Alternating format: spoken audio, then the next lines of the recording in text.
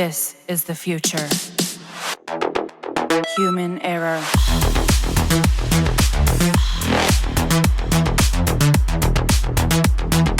Evolution.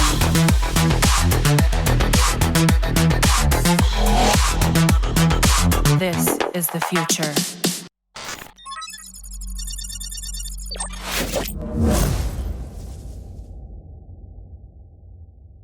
We've expanded the VoskCoin team and we are bringing the Mining Farm Tour series back online. I'm so freaking excited. I apologize for the delay on our previous Mining Farm Tour episodes, but I hope that you loved the increase in our video quality as we move forward, as well as quantity. One of the biggest questions I get asked after these Mining Farm Tour videos is, what miner should I buy? By far, it's the Bobcat Miner 300. It's a helium miner. It's profitable. It doesn't use barely any electricity. It's like equivalent to a light bulb. So I'll link that out down in the video description below, and also link out to Compass, where you can buy ASIC miners and as well as connect with co-location facilities, or basically places that will host your miners. And if you have not bought or traded cryptocurrencies before, please support our annual sponsor crypto.com by using our link down in the video description below, or simply punching in the code VoskCoin, get 25 bucks for free when you complete the sign up bonus. These incredible companies help us make cryptocurrency videos every single day. So without further ado, I hope that you absolutely love this video and our future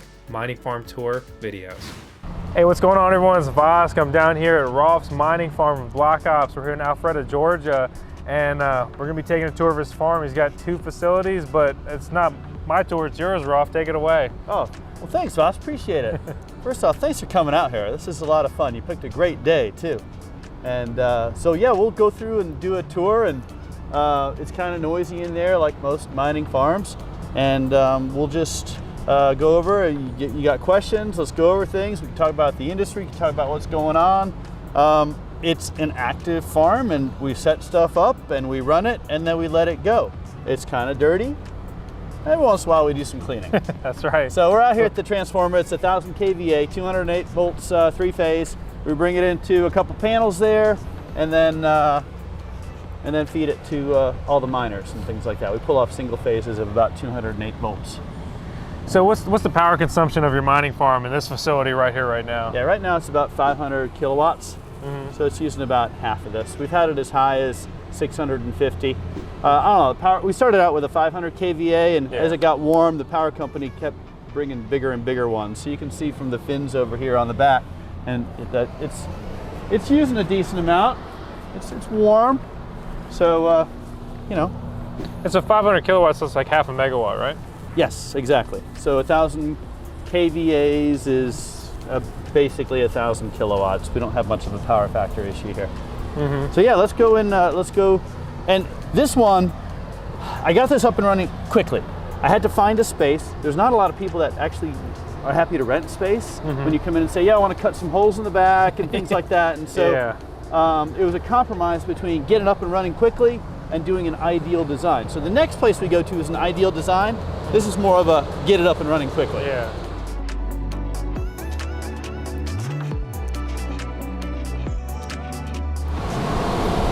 Yeah, that's right. Just like warming your hands by the fire, the digital fire.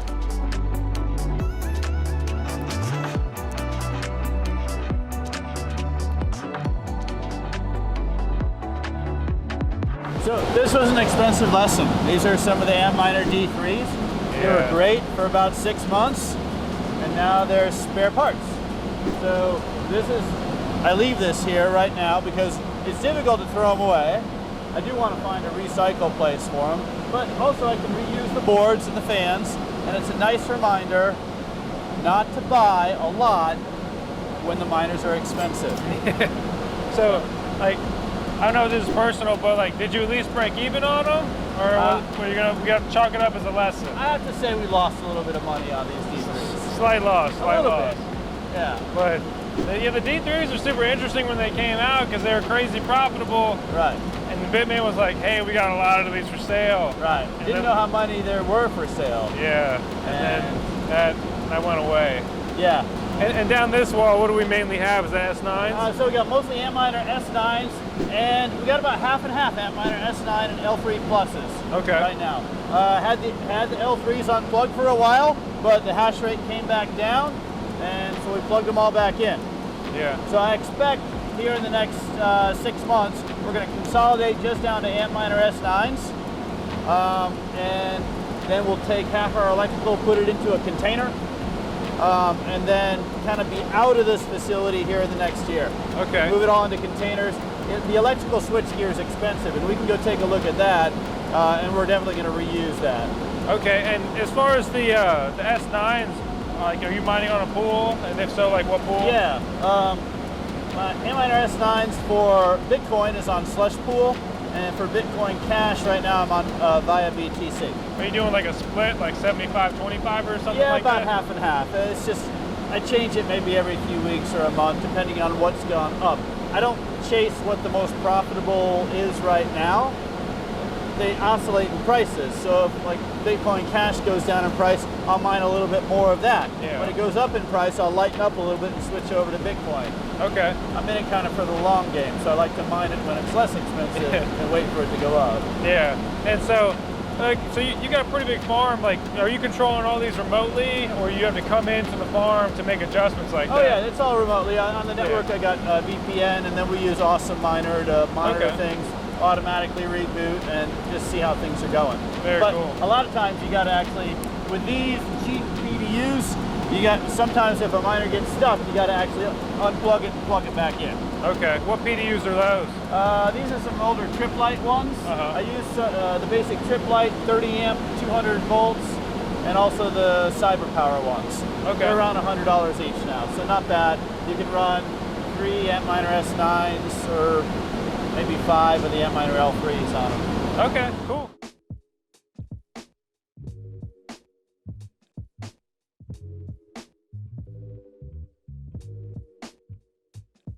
In the summer, we moved the GPU miners in the middle. It just worked better that way.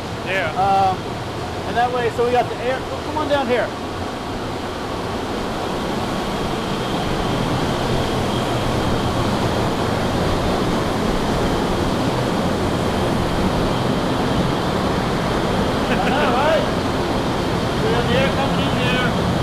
Inside.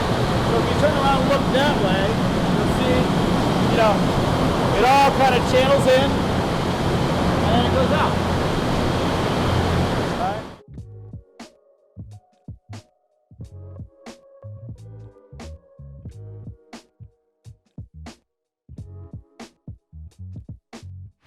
And each of these is 30 amps, 200 volts, so yeah, you can run about 6,000 watts max on it. I like the colorful cords. Normally you see one color, but you got the package deal. Right. Right. Yeah. When it's all over the place, it helps you find them. Yeah.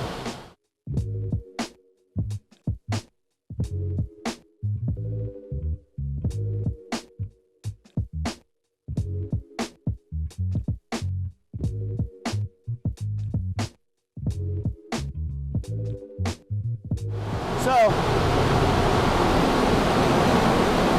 we did the first build out of 1200 amps and this, and then about a year later we did the whole second build out. So it started out as smaller and then we doubled it in size. Okay, so 2400 amps? Yeah, at 200 volts 3-phase. So going from 3-phase to single phase, you multiply by 1.7.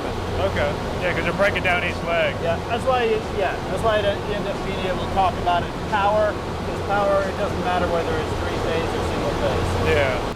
So, Rolf, as far as your farm, you know, in just this location, what's your split of ASIC miners and then GPU miners? Because you have a pretty good amount of GPU miners here, especially, you know, you see a lot of bigger farm build outs and they quickly move away from GPUs because, as you know, they're harder to build, they're finicky, just a lot more to deal with. Yeah, well, I mean, I like GPU miners, and we got probably about 30 miners that have 6 cards each. Most of them are AMD, and some of them are NVIDIA. But I like using, like, so there's all the NVIDIA ones, they're mining Raven right now, and actually all the AMDs are too, because they just switched the algorithm recently. Yeah. So let's stay up to speed on that. And then about half the ASIC miners are Antminer S9s, and then about half are Antminer L3 pluses. So mining a mix of Litecoin and Bitcoin Cash. Okay. And it ends up being, a combination of what's the capability of the ASIC miner, what's the existing hash rate, what's the price, and what's the time frame. And we're kind of on a time frame where I like to mine, and then I give myself a 3 to 6 month window to sell what we mine to kind of hit the peaks in profitability, and then try to have, at least 6 months of cash on hand to pay for the power bill. Okay. And at 550 kilowatts, and right now we have an okay power rate. It's not a great power rate, but it's less than 6 cents per kilowatt hour. So it ends up being like about a $25,000 a month electric bill. So that's real money right there, It's not chump change. No. And so try to keep track of all the different projects that are out there, and use the basic of the mining to have the money makers, the things that we need to sell to pay for the electric power, and the more speculative stuff. And that's the way, is like, it's pretty cool, you're building your basically like crypto stash with your farm, and just trying to, I see like you're rolling it over, kind of passive income for your passive income, more or less. And that's interesting. It's cool to see that if you can have coins work for you, then why not? Yeah, absolutely. You got gear working for you, get the coins working for you, and those are probably the best employees you could have. But yeah, but then we have to build up reserves to buy new equipment. So the Antminer S9s, they're on the 14 or 16 nanometer semiconductor process. And that's been good. They've been good for longer than we expected. I think this is going on almost 3 years now that they've been good. The next is the 7 nanometer. So I think the 7 nanometer machines are going to last 4 or 5 years. Wow. Because the next... It's a big jump. Yeah, it is a big jump. And the die size is related to the transistor size, which is related to the heat that it uses. Yeah. So if I die size 25, so the 5 nanometers are going to be twice as efficient as the 7. But we're not going to see those for a good 4 or 5 years, because you got to build out $1 billion fab capacity, and all that is going to go to cell phone processors and memory first. And I talk to people that are new in the industry, because we have, at our other place, you'll see the facility and the other things we have an investment opportunity with that. But I try to talk to people that are new in the business, and they're like, well, can't you just put it on a spreadsheet and tell me how profitable it's going to be for the year, for the next few years? I'm like, clearly you're new to this. You don't understand. Clearly you're new to this. You can only control what you control. Yeah. And it's a business, and just like all the other things that you would learn in a business, you can put those to work in a mining business. So as far as this facility and this business and this build out, you said it was a mix of getting operational and doing things the way you wanted to. What are some things you learned along the way? I mean, just from someone who's not familiar, it's super interesting. You've got a box in a box here. Why did you basically build a room within a room? Like, I get it, but what's the function of that? Yeah, well, I learned that from my first place. So this is actually my second place. That's my first place, I rented a small, and I got 30 miners in there, and I tried to bring more electricity in it, and I was unable to. So I looked for a place to rent, and it's kind of fun having conversations that, you go talk to someone that owns a building, and you're like, hey, I want to rent part of your space, and then I want to cut some holes in the back, bring a bunch of power in, and then I only want a 4 or 5 year lease. And most guys are like, whoa. No? Yeah, whoa. What kind of business you got there? So I was fortunate that the building owner here was willing to let us do that. So I saw that the building had a garage door, and I'm like, okay, good. I know I can bring air in, and I'm going to have the air go out. And back then I was thinking hot air rises, which it does, but what I've learned subsequently is air goes wherever the hell you tell it to go with fans. That's a good simple way to put it. That's a good simple way to put it. So I brought it in, but then I need to force that fresh air through the miners. Any air that goes around the miner doesn't get used for cooling. Wasted air. Wasted air. And the thing I really want to prevent is the air from the hot side of the miner. So air comes out the hot side. If this hot air circulates back into the intake, It kind of... That's terrible. Yeah, you're going downhill quick. right?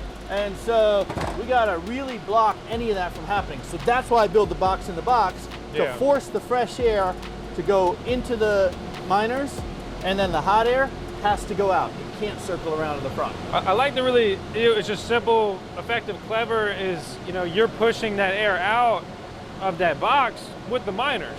Yes. Which is, it totally makes sense. You got fans on the devices you're using, put them to work in the best way possible. You're running that cold air through them, and then, you've got the exhaust fans on the side, and that's really interesting because from the outside it makes no sense. You're like, yeah, suck in air here, and I blow out air there, but it's like just all on the front, and you're like, what? Right. But when you actually look at you basically build a tunnel. Yes. And it goes through that tunnel and it comes back out. And I use some engineering rules of thumb to calculate everything too. Because you say, okay, if I'm running 400 miners, how much fresh air do they need to not have any recirculate? And so you look at the specs, and each of these miners is about 200 cubic feet per minute. So you say, okay, 200 cubic feet per minute times 400 is 80,000 cubic feet per minute, right? And so, okay, if I bring in 80,000 cubic feet per minute, then none of the miners will feel that they have to force air into recirc. So that's what we did. We calculated fans that would bring in 80,000 cubic feet per minute. Supply cold air, then the miners take the air and then they send it out. The problem is once you start getting into larger volumes of air is you start working with differential pressures and airflow and airspeed, because you saw we have filters out there. Yeah. Well, filters have a certain airspeed that they can work at before they bow out and blow out, or water entrains through them. Yeah. So we got to take that into the calculation. As the differential pressure goes up, the actual airflow through the fans goes down. Yeah. So you got to get industrial fans, not just like the little box fans that you can get at Home Depot or Lowe's or whatever. $20 fan won't cut it. Right. Okay. So that's kind of the theory behind this. And so what I learned though, because all the dust comes into this area where we do work. So this whole place has dust and broken insect parts and other things like that. And so I'm walking through here, and as I plug and unplug and clean miners and do other things, I get a chance to think on how to improve stuff. Yeah. And so I'm like, well, I'd rather bring in air from one side, flow it on through and send it on the outside. Because I think some of the hot air from the exhaust might get pulled into the intake. Even though I put it higher, and it should rise from there, there's a lot of air back there. Yeah, and there's only so much air to pull from back there. Right. And so it's like, it's got, so that makes sense that some will probably leak. And I see like, so you're moving to like a blow through design. Yeah. Where it's just all the way through. Yeah. So Rolf, if you had like any advice for someone who wanted to get into mining at any capacity, whether it's like a rig in their basement or they want to be the next block ops, mid-size mining farm, right? Yeah. What advice would you give them? Well, to be successful, you're going to have someone that has money to invest. You're going to need a technical person, and you're going to need a financial person, because it involves the elements of all three. And I have the technical side down, but sometimes the financial stuff is a little tricky. So you want to make sure that you have those capabilities within yourself, or you have a team. The next thing is get your technical person to buy and run one miner. Just run one miner, and then figure out how by running one miner you can actually pay for your electricity bill. Just doing that exercise alone will take you 1 to 2 months, and you'll learn a hell of a lot. That's good advice. A nice little pilot miner, and it's very simple. I mean, other than like build out costs and everything like that, if you can't be profitable with one miner, that you run an environment more or less for free, and that's it, then you're not going to be profitable with a farm, because you have a whole build out. You have those expenses, and you have to deal with the additional cooling and all that. So that's good. Just and I mean, be profitable with one miner. Yeah, or at least learn how to actually turn what you get from that one miner into electricity, or into dollars that you can pay for electricity. And you can do that by buying a used one on eBay or Amazon or whatever. But the next level above that is buy one miner from China. Yeah. And then get that one up and running. What's that like? Right. First of all, you're gonna have to figure out how to convert your dollars to Bitcoin. Then you're gonna have to figure out what's the current tariff on the miner that I'm gonna get billed 1 to 2 years later. Yeah, Because they just roll in randomly Yeah, sometimes. and you're like, what the hell is this $10,000 bill from Customs and Border Protection? yeah. And just being able to take what you mine and sell that, get the dollars into your bank account and pay the electric bill, that's a good 1 to 2 months of just learning right there. Sure, Yeah. you can hire someone and pay them to tell you that, but until you actually do it, you're still not going to know what the hell you're doing. Yeah, absolutely. So that'd be my advice, is start with one miner. I know that sounds simple and easy, but there was this one guy that called me.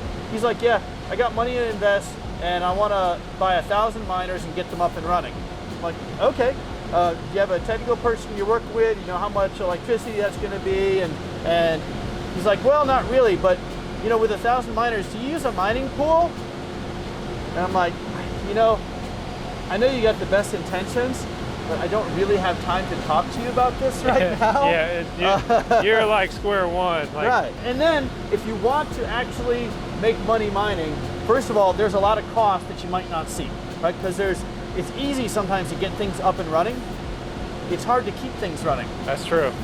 Right? You got to replace the fan belts. You got to grease the fans. You got to replace equipment. Heck, if you don't have the right filtering, you have to open up all the miners and blow them out. And then there's vicious ups and downs in the prices, the hash rate, the availability. Yeah. If you have investors that you're working with and you have a few $100,000 that you can put to work, only put half that money to work. And keep the rest as a reserve for a while because there's a lot of unexpected things that come up. That's good advice again. It's like you've done this before. Yeah, like imagine that. Well, cool. Well, hey guys, this is a blast. We're here again at his mid-sized mining farm. We're gonna head over to his other facility, which is gonna be another video, so make sure to check that one out. It'll be linked out in the video description below, and also the Mining Farm Series playlist. So without further ado, let's head over there. Let's do it, boss. See you guys on the next one. I want to say thanks to immersionsystems.io for sponsoring the VoskCoin Mining Farm Tour video series. Without them, this wouldn't have been possible at all. If you watched episode 1 of season 1, then you will have seen us tour Mark's mining farm, where he utilizes Immersion Systems immersion cooling setup. Top quality gear, and Mark was one of their first customers, and so he's one of their oldest customers, and he couldn't be happier with it. Originally made for their own personal mining farms that they've now brought to market. If you want a setup, reach out to them. Please be advised, there are scammers impersonating us on multiple platforms. I don't want your money, I just want you to smash that subscribe button. Everything in this video is for entertainment purposes only. That means it's not financial advice.